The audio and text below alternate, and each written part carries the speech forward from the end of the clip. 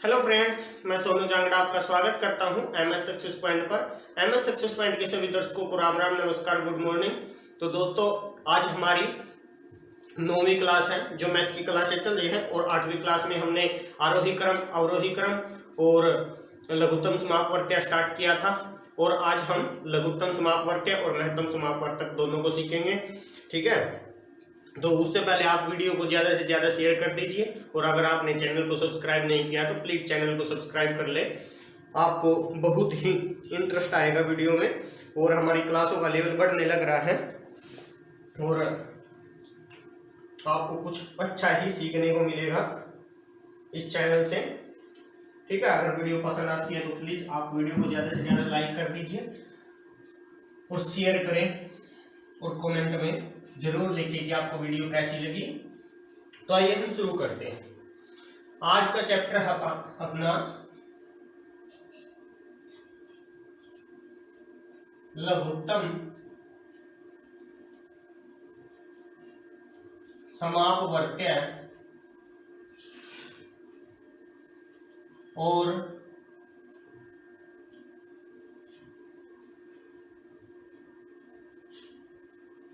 महत्तम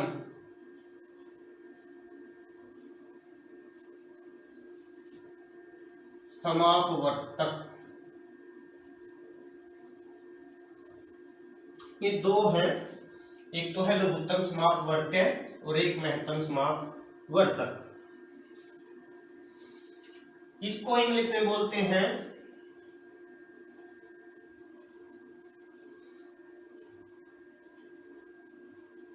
lowest common multiples और इसको बोलते हैं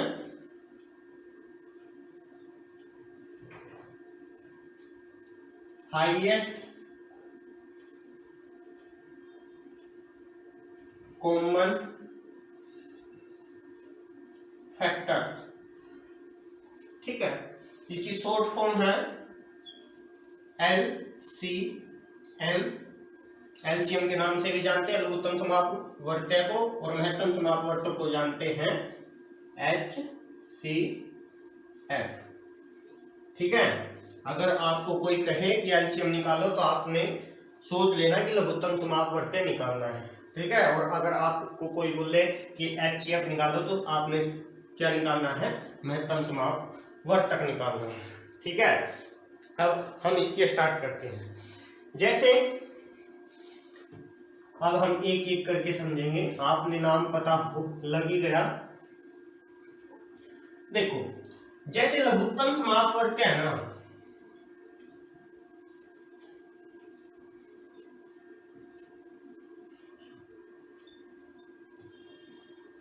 इसके भी पार्ट 3 हैं और महत्तम समापवर्तक के भी 3 हैं। समापवर्तक हमारे इसके भी पार्ट कितने हैं? पार्ट नहीं है ये है विधि।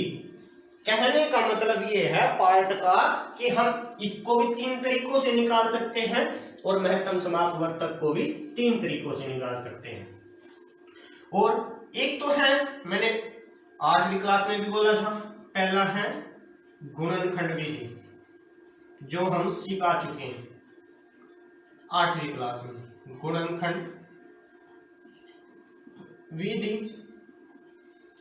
1 2 3। दूसरी है अपनी, इसको लाइन मेथड, हिंदी में पंक्ति बोलते हैं, पंक्ति मेथड, पंक्ति विधि, इंग्लिश में बोलते हैं इसको लाइन मेथड। ठीक है, उसके बाद तीसरा अपना फॉर्मूला मैंने लिखवाया था।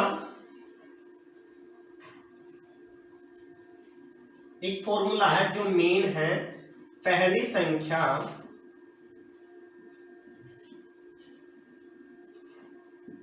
गुणा में दूसरी संख्या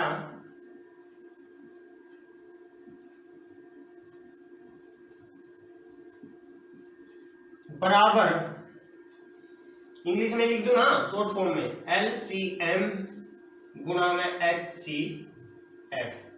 कहने का मतलब लघुत्तम समापवर्त्य गुणा में महत्तम समापवर्तक, ये इसकी शॉर्ट फॉर्म। ठीक है, ये एक फॉर्मूला है, इससे हम चारों, इनमें से 3 चीज हमें दे रखी होगी और हमने एक चीज इससे निकालनी होती है। अब देखो, अगर हम इस फॉर्मूले का यूज लघुत्तम समापवर्त्य में करते हैं तो हमने क्या निकालना होगा, LCM। ठीक है, अगर हम एक बात और सीखेंगे कि ये ऐसे बराबर से निंग है, जो निंग दाई संख्या है वो इधर आके अगर वो गुणा में है तो भाग में, ये सीखेंगे पहले। ठीक है, तो मैंने वो समझाया कि ये फॉर्मूला आप लिख लो। ठीक है, पहले हम वही चीज सीखते हैं क्योंकि उसकी अभी पहले हमने जरूरत पड़ेगी है। देखो बच्चों,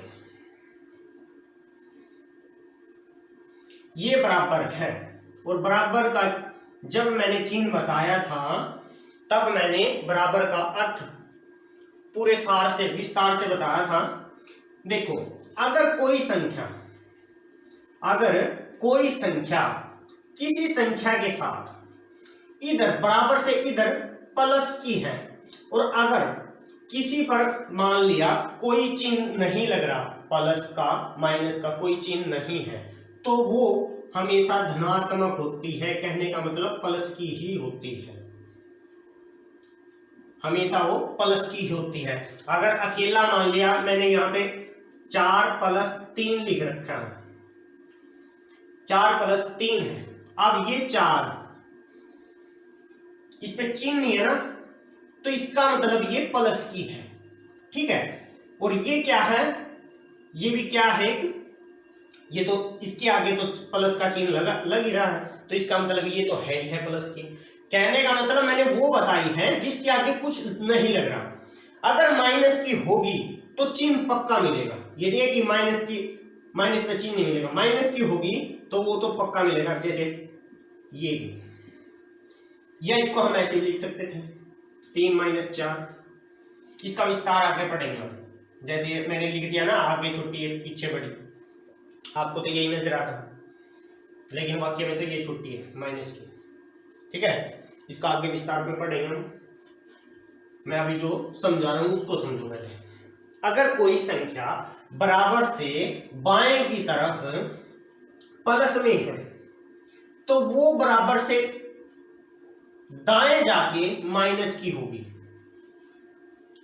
पहला पॉइंट ये पहला। अगर दूसरी पॉइंट में ये है, अगर बाईं ओर कोई संख्या किसी संख्या के साथ माइनस की है, कहने का मतलब घटा की है तो परली तरफ जमा की होगी।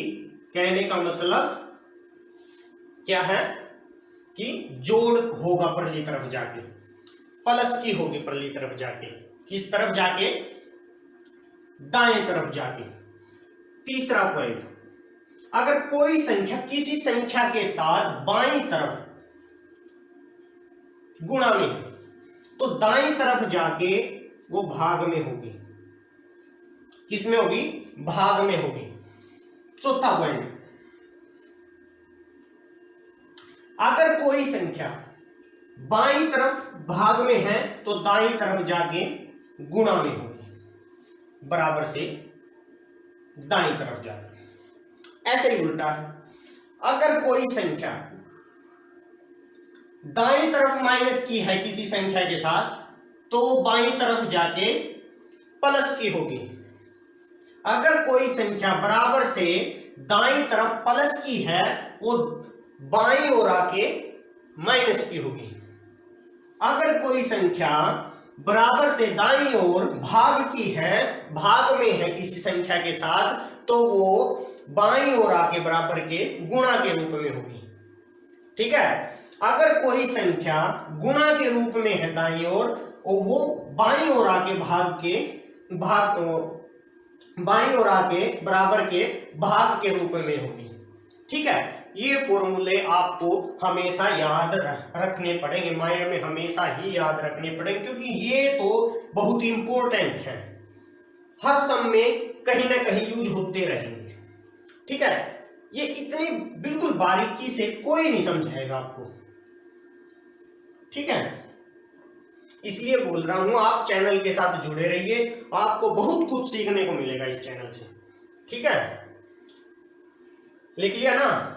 अब देखो, अब हम वही फॉर्मूला दोबारा लिखते हैं। एक तो इस पंक्ति को हम कल मैंने भाग विधि से लिखवाया था, लघुत्तम समापवर्तक में तो हम भाग विधि बोल सकते हैं इसको, महत्तम में तो पंक्ति ही बोल लेंगे। ठीक है, इसको दूसरे वाले को। अब देखो, अब हम वही लिखते हैं, पहली संख्या गुणा में दूसरी संख्या बराबर लघुत्तम समापवर्त्य गुणा में महत्तम समापवर्तक, लेसर मैसर या इंग्लिश में बोलेंगे एलसीएम और एचसीएफ। ठीक है, अब देखो मैंने बोला अगर हमने इसमें इस फॉर्म में लगाओ कि हमने लघुत्तम समापवर्त्य निकालना है, तो हम इस फॉर्मूले से निकालना है। ये फॉर्मूला कब यूज होगा? जब हमको अगर लघुत्तम समापवर्त्य निकालना तो हमें ये भी दे रखा होगा महत्तम समापवर्तक और ये दोनों संख्या भी दे रखी होंगी, तब हमने इस फॉर्मूले का यूज करना है। वो कैसे करेंगे? अब देखो, अगर हमने लघुत्तम समापवर्त्य निकालना है और मैंने बराबर से ये बताया था मैंने कि हमने जब मैंने बराबर का चिन्ह सार से बताया था ना कि दो पलड़े होते हैं, चाहे परली तरफ बाट रख लो, एक तरफ दाएं वाले पलड़े में बाट रख लो, या हम बाएं वाले में रखें तो बात बराबर होती है। ठीक है, बराबर का अर्थ ही ये होता है। अब देखो, अगर ये मैंने बोला था अभी जो फॉर्मूले लिखवाए हैं चार, उनमें मैंने एक बोला था कि अगर दाईं तरफ कोई संख्या गुणा के रूप में है तो बाईं ओर आके किसके रूप में होगी? भाग के रूप में। और एक ये बटा होता है, वो हम इसके तुरंत बाद, इस चैप्टर के तुरंत बाद लिखते हैं, वो समझाएंगे आपको कि भिन्न क्या होती है, ये बटा क्या है। ठीक है, ये भाग का चिन्ह होता है, भाग ही होता है। ठीक है, तो अब हम ये गुणा के रूप में है तो इधर आके भाग के रूप में हो जाएगा और भाग इसके बटे के नीचे लिखे जाते हैं। इस कहने का मतलब ये है, ये है ना, ये बटा क्या है, हम इसको हम ऐसे भाग करते थे ना, मैंने बताया था भाज्य, ये भाजक, तो ये भाजक है ना, ये तो भाजक है और ये भाज्य है। ऊपर वाली जो है वो भाज्य है और नीचे वाला क्या है? भाजक है। तो और ये क्या है? ये भाग का चिन्ह है, ये भाग का चिन्ह है। आगे आगे आपको समझ में आती रहेगी किस किस का चिन्ह बनता है। आगे अनुपात का भी चिन्ह बनेगा, ये अनुपात के रूप में भी लिखी जाएगी, और वैसे आप इसके रूप, इसमें क्या है? भाग के रूप में है। ठीक है, नीचे वाला भाजक, ऊपर वाला भाज्य। तो अब हम क्या करेंगे, इसको यहां गुणा के रूप में ना, तो नीचे आके भाग के रूप में लिख देंगे। ठीक है, ऐसे, और ये लघुत्तम समापवर्त्य हमारा ऐसे निकलेगा, या इसको हम ऐसे लिख सकते हैं, इधर लघुत्तम समापवर्त्य लिख लो, इधर पहली संख्या गुणा में दूसरी संख्या। वही बात है कि पलड़े को चाहे परली तरफ पलड़े में बाट रख लो, चाहे इधर वाले में रख लो, बात बराबर है। और नीचे क्या आएगा? महत्तम समापवर्तक। ठीक है, तो लघुत्तम समापवर्त्य अपना ये निकल जाएगा। और ये तीसरे में यही फॉर्मूला है कि पहली संख्या गुणा में दूसरी संख्या बटे में महत्तम समापवर्तक लघुत्तम समापवर्त्य आ जाएगा। और ये फॉर्मूला कब यूज होगा? जब हमें दो संख्याएं दी होंगी या दो संख्याओं का गुणनफल दिया होगा और एक महत्तम समापवर्तक दिया होगा। ठीक है, तब हमारा क्या निकलेगा? लघुत्तम समापवर्तक वर्त्य।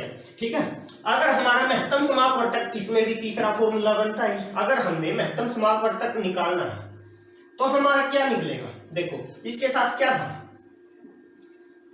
मैं से था।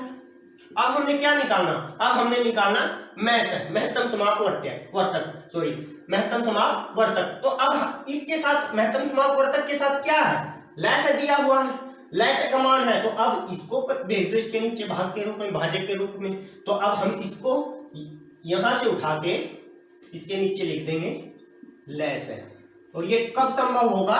जब हमको लय से दिया होगा, लघुत्तम समापवर्त्य दिया होगा और पहली संख्या और दूसरी संख्या दी होगी, या पहली संख्या और दूसरी संख्या का गुणनफल दिया होगा।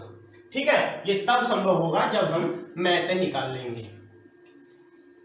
ठीक है, इस फॉर्मूले से अगर हमको, देखो दो फॉर्मूले बन गए ना, अगर हमने मैं से निकालना है तो लय से नीचे भेजेंगे, अगर हमने लय से निकालना है तो मैं से नीचे भेजेंगे। ठीक है, अगर हमने अब इनसे देखो, इधर मैं लिख दूं, अब तो मैंने दाएं वाले उठाए हैं बाएं की तरफ। ठीक है, अब हम बाएं वाले दाएं की तरफ लेके चलते हैं। लय से लघुत्तम समापवर्त्य गुणा में मैं से, यही फॉर्मूला था ना वो। अगर हमने पहली संख्या निकालनी है या दूसरी संख्या निकालनी है तो हम क्या करेंगे?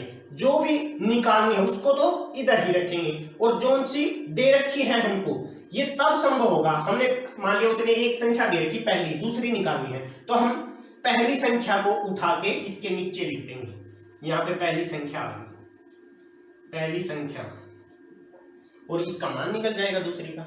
अगर हमारी पहली निकालनी और दूसरी दे रखी उसने, यहां पे पहली संख्या आ जाएगी और नीचे आ जाएगी दूसरी संख्या।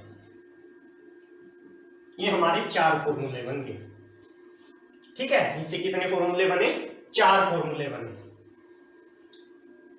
दोस्तों, क्लास का लेवल बढ़ने लग रहा है। ठीक है, आप ज्यादा से ज्यादा जुड़िए चैनल के साथ। हर दिन कुछ न कुछ एक नया सीखने को मिलेगा आपको। तो जिसने भी चैनल को सब्सक्राइब नहीं किया, प्लीज चैनल को सब्सक्राइब कर ले। गुणनखंड विधि अपनी कल हो चुकी थी, अब हम भाग विधि से, जो मेन इंपॉर्टेंट है लय में लघुत्तम समापवर्त्य निकालने में, ये मेथड सबसे ज्यादा बार, हर बार ही यूज यही करते हैं, और ये सबसे आसान है। आपको गुणनखंड विधि से भी आसान है। गुणनखंड विधि हम तभी निकाल लेंगे जब हमको स्पेशल कह रखा होगा कि हम गुणनखंड विधि से दी गई संख्याओं का लघुत्तम समापवर्त्य निकालो। ठीक है, नहीं तो हम भाग विधि, कहने का मतलब पंक्ति विधि से ही हम हल करेंगे सभी समूह को। ठीक है, देखो अब हम एक सम लेते हैं। 16, 24, 36, 54 सम है। 16,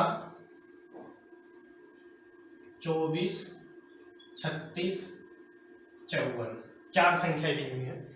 16, 24, 36, 54 का लघुत्तम समापवर्त्य निकालो। वर्त्य ज्ञात करो। देखो, ये दो संख्याओं का भी निकल सकता है, ये तीन संख्याओं का भी। मान लिया ये दो संख्या दी नहीं है, सिर्फ पहली दो संख्याओं का निकालना है। ठीक है, 16 और 24 का लघुत्तम समापवर्त्य ज्ञात करो। तो हम सबसे पहले क्या करेंगे? ये देखो, एक संख्या का, सबसे पहले हम एक संख्या का लेते हैं। एक संख्या का लघुत्तम समापवर्त्य वही संख्या होती है। क्या होती है? वही संख्या होती है। ये नोट कर लीजिए, एक संख्या का लघुत्तम समापवर्त्य वही संख्या होती है। सिंगल का लघुत्तम समापवर्त्य ज्ञात करेंगे तो वही संख्या होती है। जैसे अब 16 का कह दिया लघुत्तम समापवर्त्य ज्ञात करो तो 16 ही है। ठीक है, क्लियर। अब दूसरी संख्या, दो से अधिक संख्याओं दो या दो से अधिक संख्याओं का हम लसाअ इस विधि से ज्ञात करेंगे, भाग विधि से। देखो सबसे पहले हमें एक लंबी लाइन खींचनी है, 2-4 लाइनों की खींच लो पहले, ठीक है। ऐसे जो लाइनों वाली कॉपी होती है अपनी, ऐसे खींच लो 3-4 लाइनों में, ऐसे इतनी लंबी, ठीक है। उसके बाद हमने जो अपनी पहली लाइन है ना, उसके ऊपर से एक ऐसे फेर दो। मान लिया जहां से ये स्टार्ट करा, ऊपर वाली लाइन को छोड़ के नीचे वाली जो लाइन है ना, उसको ऐसे पक्की कर दो पेन के साथ। करने के बाद पहली संख्या लिखेंगे हम, 16 है, 16 लिखा। उसके बाद या तो हम कोमे का यूज करेंगे, या तो हम कोमे का यूज करेंगे। कोमे से अच्छा हमें डैश का यूज करना है। कोमा यूज क्यों नहीं करते?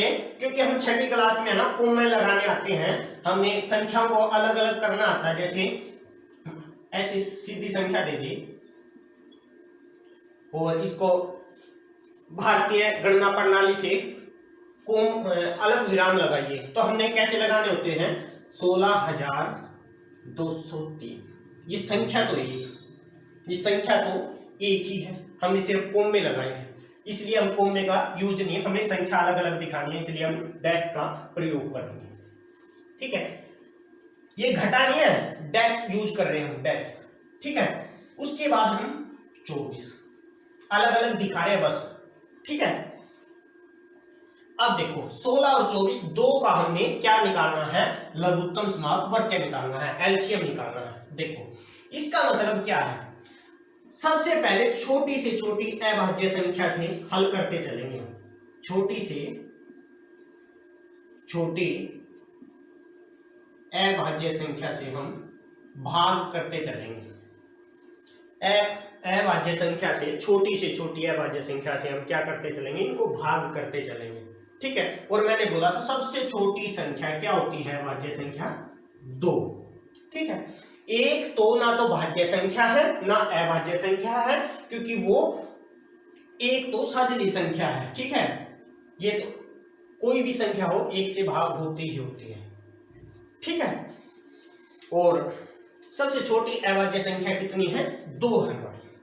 और 2 से हम जब भी हम लघुत्तम समाप्त वर्ग निकालेंगे 2 से ही हम आरंभ करेंगे, क्योंकि एक तो सभी की साजली संख्या, एक से तो सभी संख्याएं भाग होती हैं, उससे हमारा मान पर कोई फर्क नहीं पड़ेगा। अगर हम 16 को 1 से भाग देंगे तो 16 ही आएगा, वही दोबारा रिपीट हो जाएगी हमारी लाइन, ठीक है। इसलिए हम 2 से शुरू करेंगे। अब हम 2 कहां लिखेंगे? यहां पे, इसके आगे जो ये खाना बना, एक अंक लिखने की जगह आगे छोड़ देनी है ये लाइन, ठीक है। और एक अंक छोड़ने की, 2 अंक छोड़ने की लाइन छोड़ के तब काटनी है ये, ठीक है। उसके बाद 2 लिखा। अब हम सबसे पहला स्टेप बिल्कुल बारीकी से समझना है। जैसे हम ये अंदर भाज्य लिखते थे ना, और ये भाजक जिससे हम भाग देते थे। कहने का मतलब अब हमारा भाजक कौन सा है? 2। भाजक यहाँ पे 2, भाज्य हमारा क्या है? 16 और 24। अब हम 16 को 2 से भाग करेंगे, कितना आएगा? 2 अट्ठे 16। उम्मीद करता हूं आपको पहाड़े याद होंगे। 2 अट्ठे 16, इसके बिल्कुल नीचे लिखेंगे। अब देखो दोबारा, इन दोनों की गुणा इसके बराबर होनी चाहिए। 8 दूनी 16, डैश का चिन्ह है, डैश लगाओ। उसके बाद अब 24 को हम 2 से भाग करेंगे, कितना आएगा? 12। आप इधर करके देख लो, 2 एकम 2, उतारा 4, 2 दूनी 4, कट गया ना? कितना है? 12 है। और इतनी प्रैक्टिस होने के बाद तो आप ऐसे ही करोगे जैसे मैं बोल रहा हूं, ठीक है। उसके बाद देखो ये 2 कैसे लिखना है हमें? यहां पे संख्या या अंक, कोई भी डिजिट कैसे लिखें? ऐसे लिखना है, जो दी गई संख्या है, चाहे वो 2 है या 3 है। अगर 3 दे रखी है, कम से कम दो संख्याएं इस संख्या पर भाग होनी चाहिए, कम से कम दो संख्याएं इस संख्या पर भाग होनी चाहिए। जैसे अब 24 है, दोनों क्या 2 से भाग हो रही है ना। अगर हम 3 से लिखते, 3 से ये संख्या भाग नहीं होती, ये होती, तो हमने वो नहीं लिखनी है। ठीक है, हमने वो लिखनी है जो कम से कम दो संख्या, अगर 3 है तो उनमें से 2 संख्या तो भाग होनी चाहिए, 4 है तो 3 संख्या, तो हमने कहने का मतलब ज्यादा से ज्यादा संख्या भाग हो, हमने वो लेनी है भाज्य संख्या। ठीक है, यहाँ पे इधर। उसके बाद ये फिर किस पे हो रही है, 2 पे फिर हो रही है, 2 चौकी 8। मैंने फिर बोला इन दोनों की गुणा इसके बराबर होनी चाहिए, इन दोनों की गुणा इसके बराबर होनी चाहिए, इन दोनों की गुणा इसके बराबर होनी चाहिए। डैश है तो डैश, 2 छिकी 12, इन दोनों की गुणा 2 की, पहले 2 की और इस 12 की गुणा इसके बराबर होनी चाहिए, इस 2 की अगले 2 की, इस 6 की इसके बराबर होनी चाहिए। फिर देखो, फिर आगे भी क्या किस पे कट रहे हैं, 2 पे ही, 2 दूनी 4, 2 तिया 6। तब तक काटते रहना है जब तक यहां पे कोई अभाज्य संख्या ना बने। यहां पे नीचे अभाज्य संख्या बनानी है, नीचे क्या बनानी है, अभाज्य संख्या बनानी है, या 1 रखना हमने। अब देखो ये 2 है, ये 3 है, ठीक है, ये अभाज्य संख्या आ गई, ये सिर्फ अपने आप पर कटेंगी या 1 पर कटेंगी। तो हम इस 1 बनाएंगे कैसे, इसको यहां पे पॉइंट समझना है। देखो जो संख्या नहीं कटती वो सिर्फ अपने आप पर ही कटती हैं, तो हम क्या करेंगे, एक बार हमने 2 किया, सिर्फ इसको लिखेंगे 1, उसके बाद डैश, ये 3 ऐसे का ऐसा, क्योंकि ये कटी नहीं है, ये कटी नहीं है। ठीक है, अब अगले में 3 काटेंगे, ये 1 ऐसे का ऐसे लिखेंगे डैश, उसके बाद 3 एकम 3। ठीक है, हम ऐसे करेंगे, क्या करेंगे, ऐसे एलसीएम निकाल लेंगे। अब क्या करेंगे, यहां पे 1 आ गया ना, संख्याएं खत्म होगी। जब तक 1 ना आए या अभाज्य संख्या ना आए, जैसे हम यहां भी छोड़ सकते थे इसको 2 और 3 पे, लेकिन आप अभी तो 3 यही बना लो, हमने 1 नीचे लाना बस। ठीक है, सभी संख्याओं का।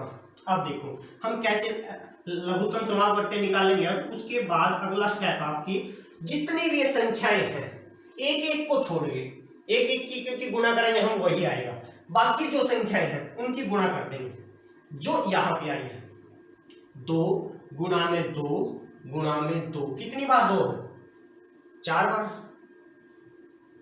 गुणा में 1 बार 3 है, इनकी गुणा करेंगे। 2 दूनी 4, 4 दूनी 8, 8 दूनी 16, 16 के 48। ये क्या है, ये इसका क्या है, ये इसका एलसीएम है। इन दोनों संख्याओं का क्या है, एलसीएम। मैंने कल लिखवाई थी कि लघुत्तम समापवर्ती क्या होता है, वह छोटी से छोटी संख्या जो दी गई संख्या से भाग हो। अब देखो वह छोटी से छोटी संख्या, ये पहली ऐसी संख्या बनी, ये पहली एक ऐसी संख्या बनी है, सबसे छोटी संख्या वो बनी है जिससे ये दोनों संख्याएं कटती हैं, या संख्या इन दोनों से कटती है। ठीक है, कि ये सबसे छोटी वो संख्या बनी है, वो संख्या, इससे छोटी संख्या कोई मिलेगी नहीं आपको जिससे ये दोनों कटते होंगे। ठीक है, अब हम 48 है, 48 को 16 से भाग करेंगे, 16 की 48 कट गया ना। अब हमने 48 लिया और 24 से भाग किया, 24 दूनी 48 है ना। तो कहने का मतलब ये वो छोटी से छोटी संख्या है जिसको हम इन दी गई संख्याओं से भाग दे सकते हैं। ठीक है, ऐसे हम एलसीएम निकाल लेंगे। अब हम वो 4 अंकों वाली का निकाल लेंगे। ठीक है, क्या निकाल लेंगे, 4 अंकों वाली संख्याओं का एलसीएम निकाल लेंगे, लघुत्तम समापवर्ती निकाल लेंगे। क्या था यहाँ पे, 16, 24, 36 और 54, इनका हमने क्या निकालना है, 4 संख्याएं हैं, उनका लघुत्तम समापवर्ती, कहने का मतलब एलसीएम निकाल लेंगे। कैसे, वही तरीका, 16 -24 -36 -54, देखो सबसे छोटी अभाज्य संख्या क्या है हमारी, है 2। तो 2 पे क्या है, ये चारों संख्याएं कट रही हैं, एक तो हमने लेना ही नहीं, एक तो हमने नीचे लाना। तो 2 अठे 16, 8 आ गया इन दोनों की गुणा, इसके बराबर डैश, फिर 12 आ गया। अगर हम 24 को 2 से भाग करेंगे 12 आया, 36 को 2 से भाग करेंगे 18 आया, 54 को 2 से भाग करेंगे कितना आएगा 27, 27 दूनी 54। अब हम दोबारा देखो, ज्यादा से ज्यादा कौन सी संख्या है, ज्यादा से ज्यादा हमारी 2 पर भाग होने वाली संख्या है, ठीक है, क्योंकि 8 भी 2 पे भाग होता है, 12 भी और 18 भी। तो आप 2 पे फिर कर लो, 2 चौके 8, 2 चिकी 12, 2 निमी 18, और जो भी संख्या हमारे भाग ना हो हम उसको ऐसे कैसे एडजेक्टिव लिख लेंगे, 27 का 27 ऐसे, क्योंकि हमने इसको भाग ही नहीं किया, इसको छेड़ा ही नहीं। उसके बाद अब देखो, अब हमारी यहां पे एक पॉइंट बनता है, ये 2 संख्या 2 पे भाग होती है और ये तीनों संख्या 3 पे भी भाग होती है। सिर्फ 6 ऐसी संख्या जो 3 से भी भाग होती है और 2 से भी। तो इसका मतलब हम क्या करेंगे, हम 3 से भाग कर लेंगे, 4 ऐसे का ऐसा लिखेंगे। फिर ये नहीं कि 4 हमने काट दिया 3 से, 4 ऐसे का ऐसा, जो भाग नहीं होना वो ऐसे का ऐसा लिख देंगे हम। फिर अब 3 दूनी 6, 3 दूनी 6, और उसके बाद 9 आ गया। एक उससे पहले ना देखो, एक बार हम क्या करेंगे, 2 के ले लेते, ये बाद में दुखी देगा हमको, ठीक है, हमने बाद में करना पड़ेगा, पहले 2 से ही करेंगे। 2 दूनी 4, 2 तिया 6, 9, अब ऐसा कैसा 27 ऐसे कैसा, ठीक है। अब ये अभाज्य गुणनखंड बच गए, हमने तब तक करते रहना जब तक अभाज्य गुणनखंड ना बचे। अब हमने अगर 2 ही खत्म करना है, हमने 1 लाना है, तो अब 1 से कर लो, 1 आना दो, 2 एकम 2, 3 ऐसे का ऐसा, 9 ऐसे का ऐसा, 27 ऐसे का, ये तो 1 बच गया। अब हम सभी 3 से भाग होती हैं, ये तो 1 ऐसे का ऐसा, ये भी 3 एकम 3, 3 तिया 9, 3 नीम 27। उसके बाद ये 2 बच गए, ये भी 1 ऐसे का ऐसा, अगला भी 1 बच रहा, तो उसके बाद 3 है, 3 एकम 3, 3 तिया 9, उसके बाद 1 3 बच रहा, बस ये 1 ऐसा, ये भी 1 ऐसा, ये भी 1 ऐसा, 3 एकम 3 बच गया ना 1। तो अब हम इन चारों संख्याओं का लघुत्तम समापवर्त्य कैसे ज्ञात करेंगे। लघुत्तम समापवर्त्य सिर्फ हमने क्या करना, कुछ नहीं करना, सिर्फ इनकी गुणा करनी है, ये छोड़ दो इनसे, क्योंकि 1 से गुणा करेंगे तो वही आएगा, 2 गुणा में 2 गुणा में 2 गुणा में 1 2 3 4, फिर 3 3 के, अब इनकी गुणा करेंगे, 2 दूनी 4, 4 दूनी 8, 8 दूनी 16, 16 तिये 48, 48 तिये गुणा करके देखेंगे, 3 8 24 ऐसे, तो और 3 चौके 12 2 14 144, 144 तिया 3 चौके 12 का 2 का ऐसे लेख, 3 चौके 12 रेख 13 का 3 का ऐसे लेख, 3 एकम 3 और 1 4, 432। ये हमारा क्या आ गया, लैस है, लघुत्तम समापवर्त्य, ठीक है। ऐसे हम इस विधि से हल करेंगे। लैस है तो अगर हमारा 2 या 2 से अधिक संख्याओं का अगर ज्ञात करना, हम इसी विधि से हल करेंगे, कोई सी भी विधि नहीं लेके आएंगे। अगर हमें गुणनखंड विधि से दे रखा है तो हम हल करेंगे, नहीं तो हम इसी विधि से हल करेंगे, भाग विधि से, पंक्ति लाइन से, पंक्ति विधि से, ठीक है। उम्मीद करता हूं लघुत्तम समापवर्त्य आपको भाग विधि से आ गया होगा। इसको भाग करना ही बोलते हैं, क्योंकि 16 को हमने 2 से भाग दिया 8 आया, 24 को हमने 2 से भाग दिया 12 आया, और ये क्या आया, ये क्या आया है, लघुत्तम समापवर्त्य क्या है, वह छोटी से छोटी संख्या है, इनसे हम जिसको भाग दे सकते हैं, कोई सी भी संख्या से भाग दे सकते हैं, चारों में से किसी से भी हम भाग दे सकते हैं, ठीक है।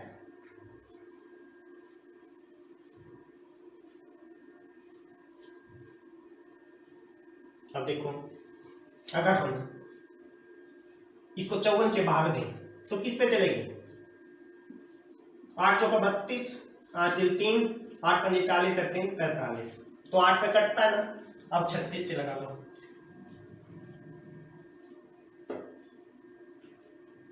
36 एकम 36, बचे कितने? 43 में दे सकते हैं, 13 में से 6 गए 7, और 36 दूनी 72, 12 पे कट गए। 24 भी ऐसे ही कटेगा, 16 भी, ये भी कट जाएंगे। ठीक है, इनका तो हमने पहले भी निकाल दिया था। ठीक है, तो उम्मीद करता हूं आपको लय से आ गया होगा। भाग विधि से हमको अगर लय से दे रखा, हम इसी विधि से हल करेंगे। ठीक है, अब अगर हमें मान लिया कोई भी दो संख्याएं दे रखी है, एक महत्तम समापवर्तक दे रखा, तो लय से कैसे निकालेंगे? तो लय से कैसे निकालेंगे?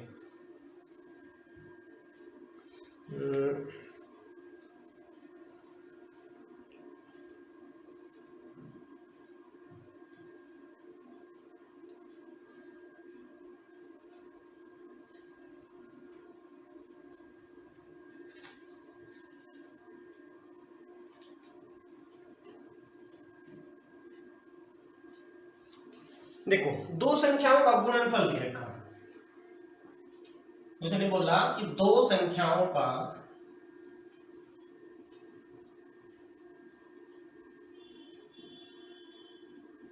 गुणनफल 217, ऐसी कोई सा सम नियम। फिर जब हम लघुत्तम समाप, ये तो हम बेसिक कंप्लीट कर रहे हैं ना, जब आगे हमारा लघुत्तम समापवर्तक वाला चैप्टर आएगा ना और महत्तम समापवर्तक का, तब हम सम निकालेंगे, प्रैक्टिस करवाएंगे हमें कम से कम 50-50 सवाल होगी। ठीक है, 20-20, 30-30 सवाल तो जरूर करेंगे। और 217 है, मैं से दे रखा है, और महत्तम समापवर्तक 7 है, 7 ही है ना, 7 है। तो हमने लघुत्तम समापवर्तक ज्ञात करना है। लघुत्तम समापवर्तक ज्ञात करो, ये जो मैंने फॉर्मूला सिखाया था उसका करना है। गुणनफल, दो संख्याओं का गुणनफल क्या है? गुणनफल क्या होता है? अगर हम दो संख्याओं की गुणा करते हैं वही गुणनफल होता है। तो कहने का मतलब पहली संख्या गुणा में दूसरी संख्या, दूसरी संख्या और महत्तम समापवर्तक, शॉर्ट में लिख ले, गुणा में लघुत्तम समापवर्तक। मैंने बोला था अगर हमें लघुत्तम समापवर्तक ज्ञात करना और महत्तम समापवर्तक दे रखा है और पहली और दूसरी संख्या दे रखी है, इन दोनों का गुणनफल, पहली और दूसरी संख्या नहीं देंगे फिर भी इन दोनों का गुणनफल वही गुणनफल दे रखा होगा या दे रखी है, तो इनका गुणनफल जो बनेगा गुणा करने के बाद वही गुणनफल होगा, और वो हमको सीधा दे रखा है। तो इसका मतलब इन दोनों का मान कितना है? 217, और मैं से हमको दे रखा है 7, गुणा में लय से क्या है? ज्ञात करना है। ठीक है, तो मैंने बोला था अगर दाईं तरफ कोई संख्या गुणा के रूप में है तो बाईं ओर जाके भाग के रूप में होगी और ये इसके नीचे आ जाएगी। तो अगली लाइन में लिखेंगे 217 भाग में 7 बराबर लय से। तो 7 एकम 7, 7 या 21, ये काटना भी सिखाएंगे। अभी तो मैं वैसे, चलो इधर देखते हैं। 217 है, हम 7 से भाग दे रहे हैं। मैंने बोला था अभी कि ये भाग का चिन्ह है। ठीक है, 7 तिया 21, 0 बच गया, 1 में से 1 गया 0, 2 में से 2 गया 0, 1 ही 0 लगा दिया हमने, उतारा हमने 7, 7 एकम 7, 0। तो कितना आया? 31। तो कहने का मतलब इसका लघुत्तम, हाँ, लघुत्तम समापवर्तक क्या है? इसका 31 आया। लघुत्तम समापवर्तक क्या आया? इसका 31 आया। लघुत्तम समापवर्तक क्या आया? 31 आया।